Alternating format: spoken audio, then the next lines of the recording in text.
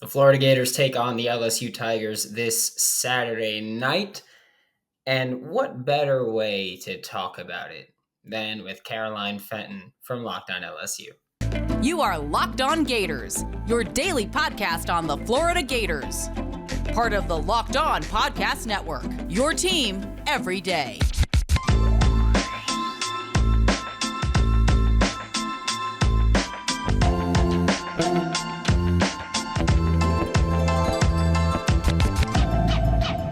Welcome into a little Locked On crossover episode. Brandon Olson of Locked On Gators joins me, Caroline Fenton, for Locked On LSU, previewing the LSU Tigers road trip into the Swamp, taking on the Gators this weekend. Brandon, I feel like our teams are in a very strangely similar spot this year. You know, two first-year head coaches, two kind of inconsistent teams. But from your perspective, what's the biggest storyline for Florida going into this LSU game? I'll say, I think my least favorite part about doing these crossovers is that we always talk about the big story. And for me, it's always the same thing. It's always, is Anthony Richardson going to show up this week, or what are we going to get? Because that's been the focal point of my show this entire week, is just Florida Gators fans constantly complaining about the play calling. You know, we see wide receiver screens to people who shouldn't be catching wide receiver screens and swings and all this stuff. And it's always coming back to, is Anthony Richardson holding back the play calling, or is the play calling holding back Anthony Richardson? Because he is so consistently, and I've been using the term shell shocked, and he's open about it. He's like, look, the pressure gets to me sometimes. I get in my own head and then I just make mistakes. So it's incredibly difficult to run an offense and rely on an offense that is just constantly either holding back their quarterback or their quarterback's holding back them. Either way, it ain't working out right now too great. So I think that the biggest story is always going to be, is Anthony Richardson going to show up and be Tennessee Anthony Richardson, or is he going to be Kentucky Anthony Richardson? Because those are two very different Anthony Richardsons. And I think that's such an interesting anomaly is Anthony Richardson. Like, he comes out against Utah. And I watched that game and I thought, oh man, like, look out for Florida, because he looked like a freaking superhero against Utah. And then I watched him against Kentucky and I was like, well, what happened there? You know, if you take away the run game, can he just not take the game into his own hands? Can he not throw himself back into the game? And then I watched that Tennessee game and I'm like, wait, hold on. Wait, where did this 450-yard performance come from? Like, who is Anthony Richardson? That's why Florida's been such a tough team for me to bet on and to make predictions for, because I just don't know which Anthony Richardson is going to show up. Yeah, I'm just comfortable with giving my money to BetOnline at this point. I'm just like, you might as well just donate it. Like, that's Take it. the paycheck, BetOnline. But I think for LSU, our biggest storyline, obviously coming off of an absolute butt whooping from Tennessee, the biggest storyline is we're looking to Brian Kelly and we're looking to the coaching staff and saying, what are you doing to help this team? Because I always like to call LSU consistently inconsistent, because I think, similar to Anthony Richardson, sometimes they don't really know which LSU team is going to show up. I mean, I think the run defense has been one of the best aspects of this team, the brightest aspect of this team, the defensive front, the run defense. And then Tennessee comes out and rushes for almost 250 yards against LSU in our own stadium. So I'm like, okay, I don't think that this run defense just all of a sudden lost its talent.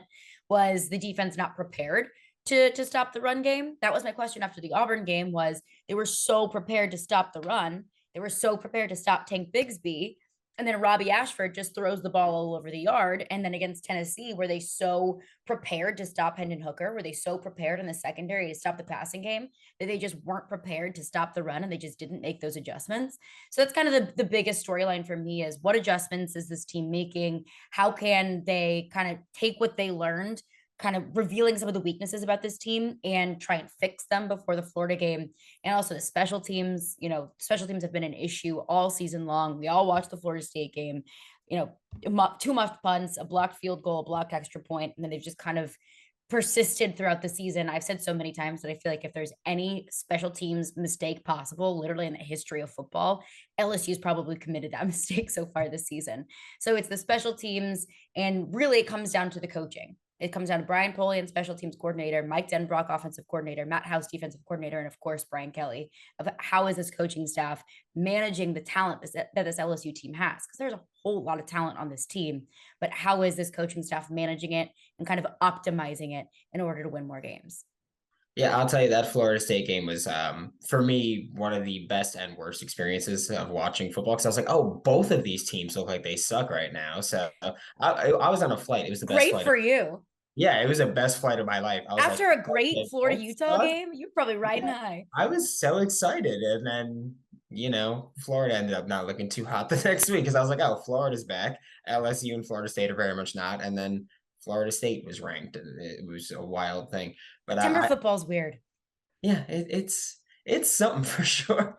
I think that when we're looking at the defense and the adjustments that LSU might make, the bright side is that sometimes you don't even have to make any adjustments, Mhm. and it depends. Is Anthony Richardson going to be able to throw a forward pass? Because at certain points, I remember I've been like, hey, just run an option offense because the forward pass is a foreign concept to him at certain points, and I think that it's just one of those things where I don't know which LSU defense is going to show up, and I don't know which Florida offense is going to show up, and so Mhm. I'm prepared for one of the ugliest matchups that we've ever seen I'm from. here for it. I'm so give me something gross because I watched the Auburn LSU game and that was a pretty darn gross matchup too. And that's what I think like is another interesting element to this game is the fact that it is in the swamp. It is at Florida. And this LSU team, it only has one true road game under their belts. And in the first half, they didn't look that great.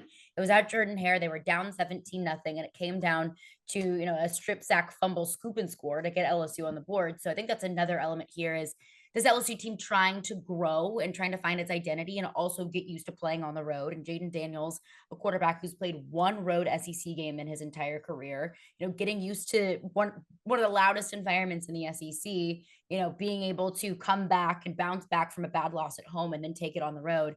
So I think it being in Florida is another interesting element for this matchup as well.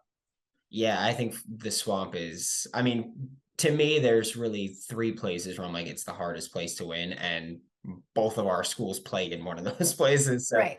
I think it's incredibly difficult to win on the road in the swamp. And all due respect to LSU and Baton Rouge, it's different when you are on the road. Like I Mhm. realize that I have Utah fans did it where they were like, "Oh, our stadium gets loud. We'll be fine in the swamp," and then they weren't.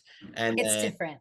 yeah, it's different when you're on offense and you have 90,000 people screaming at you. And Mhm. I think that's one of the biggest advantages for Florida is just it's hard to come into the swamp and run a complete efficient offense.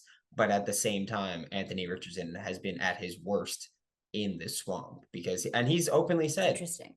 he's openly said there's 90,000 people in the crowd that have high expectations of me and I'm struggling reaching those, which terrifies me. By the way, that scares me so much that our quarterback is just like, I don't know, I might suck or might not. We'll see. But But I'm asking myself that question. I'm like, are you going to suck or are you not? I figure it out. I wish I had his number and I'd just be like, hey man, which Anthony Richardson we getting this week? Because I have no idea what it is, and it terrifies me. It's fun to watch, but it terrifies me with just not knowing which quarterback's going to show up. And coming up next, we'll look into some of the key matchups for this game. What are we looking for? What are going to be some of the fun one-on-ones that we can look for when LSU travels to Florida? We'll get into that coming up next. The Florida Gators are currently 2.5-point favorites against the LSU Tigers for this Saturday. Florida, you know this, does not like to cover, especially when they're favored, but I mean, if you think they're going to win, I think you should take the -2.5. What are the odds they win by 1 or 2 exactly? Right?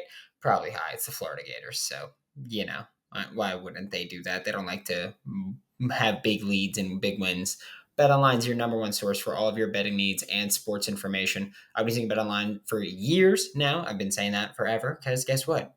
It's true. 6 years now. Head to the website today or use your mobile device to learn all about the trends and action. Check out BetOnline. It's where the game starts. Locked on crossover, locked on Gators, locked on LSU. Brandon Olson, Caroline Fenton.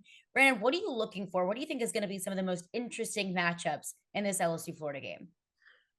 I'm looking at the trenches. You mentioned that apart from the one outlier, LSU's run defense has been phenomenal. Florida, their offensive line, as far as run blocking goes, they've looked great so far this year. So I need to see if Florida is going to actually be able to line up against LSU And I don't want to be like the punch him in the mouth kind of guy. But like I want to know if Florida's offense is going to come up and just blow off LSU like right off the line. I need to know what they're going to be, what they're going to show, because I mean, this so much of this offense has just been they create explosive runs. You look at Montreal Johnson, who is near the top of the SEC rushing for most of the season without being even close in carries. You look at Trevor Etienne has been just a home run hitter as a true freshman, which is a phenomenal surprise because I wasn't ready for it. But it's these explosive runs that have kind of been what drives this Florida offense. A lot of Florida's offense is, we'll get a first down or two on a drive, and then we're forced to punt, or there's a fumble or an interception. It's been so rare that Florida just has consistently good drives, and it's the explosive run that's worked. So I need to see how Florida's offensive line is kind of gonna come flying off the ball here. It's exactly what I was thinking. And that was one of the first things that Brian Kelly said in his press conference on Monday when previewing this game. He said, Florida's got a really good offensive line. And he said, but we also have a really good defensive line. And that's true. And I think that's going to be a really interesting matchup. And I do think, like you mentioned, that whoever wins in the trenches is going to be able to win this game. And correct me if I'm wrong, Brandon, but I've noticed with this Florida team, if you stop the run, a pretty darn good chance of beating Florida. And I think that the Kentucky game was the perfect kind of poster child for that idea of you stop Anthony Richardson on the run, you stop your running backs, you're able to stop Trevor Etienne on the run, and they're not able to do much in the passing game. So I'll be interested to see how this LSU defense is able to stop the run. Something that I mentioned, something that they've been able to do really well throughout the season that just didn't come to fruition against a Tennessee team that has a good run game, not an elite run game, but LSU's run defense made it look elite this past Saturday. So I'm kind of interested to see how they bounce back and how they're able to stop Florida's run game if they can stuff the run. And, I think on the other side too, LSU is a very similar team that has a lot of success when they run the ball. That's been a storyline throughout this entire season, is trying to get Jaden Daniels to throw the ball more. And against Tennessee, he threw for 300 yards, something that he hasn't done since November of 2019, which is wild. And LSU's been most successful when running the ball. So are we going to find a new found Jaden Daniels passing game? I'm not going to bet on it. And I think that LSU is probably going to defer to the run. So how is Florida's defensive line going to be able to stop the run? Probably expecting LSU to run the ball a lot, Jaden Daniels and the running backs alike. Yeah, you know what actually terrifies me about this game is I have spent years now talking about Jaden Daniels, saying that he's not nearly as good as people say he is, and he's riding a freshman year where he overperformed, was my point with Jaden Daniels. And I am so worried that Florida is going to blow coverages again, like they did against Tennessee, and Jaden Daniels is going to put up 400 passing yards on them just because I've been saying for years that he's not that good. But also the thing that terrifies me the most about him is his scrambling ability. I think Florida's gotten scrambled on 19 times for 226 yards this year. That's kind of a lot on not a ton of carries. So I think that's what really terrifies me here is that we saw Hendon Hooker do it. Hendon Hooker had one where it was like, I think 50 yards of just him not even getting touched. It's not like he was making people miss. He wasn't breaking tackles. He was just a free lane for half a field before anybody even touched him. And Jaden Daniels, everybody knows he wants to run the ball. He's a quarterback, but he wants to run the ball. Even Princely Umanmielen, a Florida Gators starting defensive end, on Monday's press conference, he was like, look, when he snaps the ball, he's looking to run. Like he is a quarterback. Yes, he can throw the ball, but he's looking to run. And him doing that terrifies me because Florida's been gashed. We could see 19 carries from Jaden Daniels this week, and it wouldn't surprise me. And we could see 226 yards on those 19 carries, and it wouldn't surprise me. And that just horrifies me. And that is the thing with Jaden Daniels, is you don't even need to give him a wide open lane. He is so elusive, and watching him sometimes, I am astonished at the number of yards he's able to pick up in the tiniest little holes that he can just squeeze through. And then if he has an open lane for 20 yards, he'll take it for 20 yards. But I look at Jaden Daniels and really this offense as a whole, and I think it's going to be its most successful, not if Jaden Daniels throws for 400 yards, but let's say he throws for 250, a couple of touchdowns, and he runs for 50, 60, 70, 80. I think that's where this LSU offense is going to find its most success because there's a lot of talent on the ground. There's a lot of talent with these wide receivers. And so far, this LSU offense hasn't been able to take advantage of all of that talent.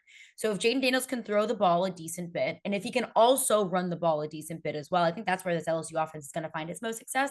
It just hasn't had that day yet, at least against, SEC opponents or, less inferior opponents. No disrespect to Southern, no disrespect to New Mexico, but they haven't been able to find a really good balance of offense yet. We saw a little bit of it, a flash of it against Mississippi State. I would say that's the best that LSU has played so far, and if they can get back to that, that's where they'll find their success. Yeah, I think that especially against this Florida defense that has just had so many times where they look good for most of the game, and then there's 4 plays where just whether it's a safety standing perfectly still as a receiver on Tennessee runs by him, whether it's a miscommunication, whether it's something stupid like over pursuing the quarterback in the backfield and missing the sack, and that leads to a massive 3rd and 10 or a 3rd and 10 conversion, and just there's so many instances where it's one play just ruins everything Florida had been doing. And I think when you have the dual threat ability that Jayden Daniels has, we don't need him to throw for 400. Like you said, if he could throw for 250, he's a legitimate threat as a passer and a runner. And then that just can completely demolish the Gators game plan. And I think another matchup that's going to be really interesting to watch isn't as much on the field, but I think it's Billy Napier versus Brian Kelly. The two new coaches in the SEC that are taking over storied programs, 2 programs with very high expectations for their football teams, and 2 coaches that I don't want to say have underperformed expectations because I don't think that's necessarily the truth, but 2 coaches that I think a lot of fan bases are looking at to say, we need a little bit more from you. So I think that that's going to be an interesting kind of dichotomy here is 2 new coaches that are new to the SEC and how they try and kind of outperform one another. Yeah, and by the way, I feel so bad for both of them because they took over 2 programs that weren't in great shape, and they've done dumpster fires. Let's be honest. I'll say that about LSU. I mean, it was very, very close to a dumpster fire that Brian Kelly had to take over. So yeah, you're right. Yeah, it's just like they've taken over 2 bad programs or 2 great programs at bad times in their history, and they're both just like we're trying, like they're fighting for their lives, and it's just there's always something, even the Utah game, there was something to talk about where it's like, oh well, maybe Florida could have did this. People have been triggered by a timeout that Billy Napier called before halftime last week. And people still have not realized he called the timeout because there were 12 Gators on the field. And it's just a big thing where they're like, oh, well, you're making their field goal unit rush onto the field, and people are still demolished about a timeout just emotionally in a game they won. So I don't get it. I do feel so bad for them. But I will say Florida has a genuine coach, and LSU's had to fake an accent when he got there. So I'll say that at least our accent's real. Okay. Okay. I'm done with this whole Brian Kelly accent thing. I'm ready to move on from it. But yeah, I mean, I always try to, like, on all my Locked On LSU podcasts, always say take everything with a grain of salt.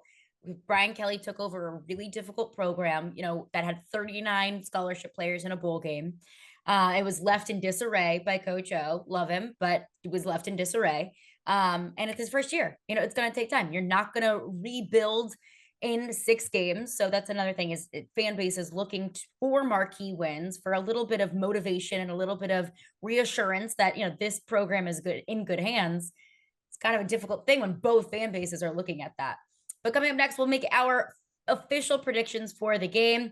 Coming up next, Locked On Gators, Locked On LSU. Okay, this is a toughie. This is a tough game to pick. Would you like to take the honors and make your official pick first?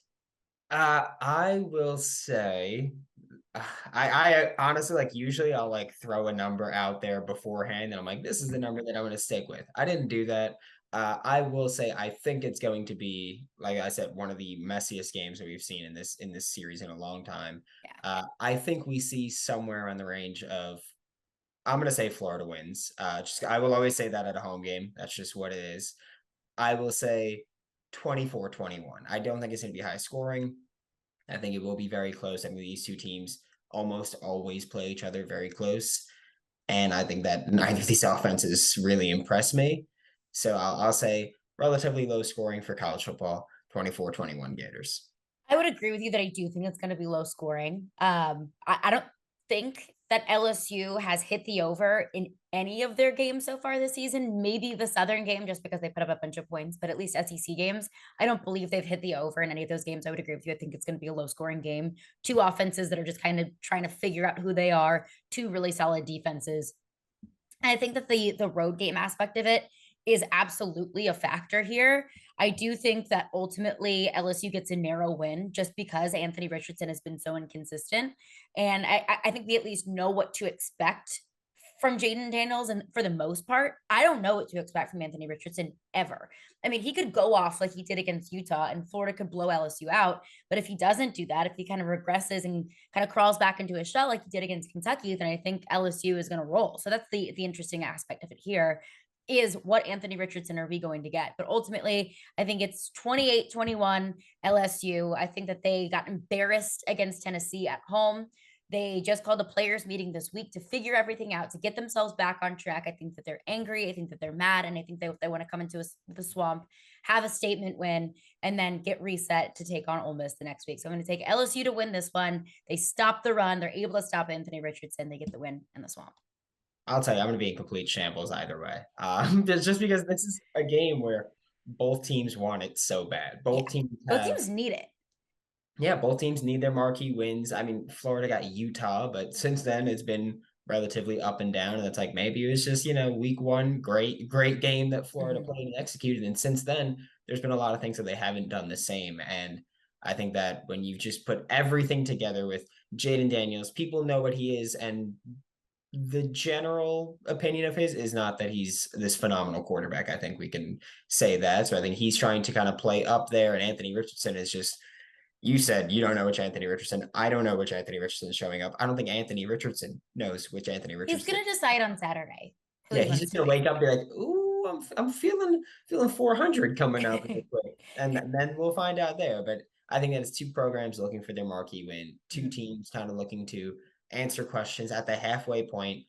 And Florida, I mean, good luck, because you got LSU's great defense, and then it's just like, well, at least we get a week off, and then Georgia and Texas A&M, and it's just the tough stretch of the schedule. Yeah, it's here. And I also wouldn't be surprised if the first quarter, if not the first half, is really gross. If it's just 3 and out, punt, 3 and out, punt. Like if it's just very low scoring in the first half, and maybe Florida's up at the half, and at the half in the second half, I wouldn't be surprised if it's like offensive fireworks. If they just kind of something clicks in the second half. That's been the theme for LSU all season long. And I don't know what the storyline with Florida is, whether they're first half, second half team, but I wouldn't be surprised if the first quarter at least is just like gross, just defense.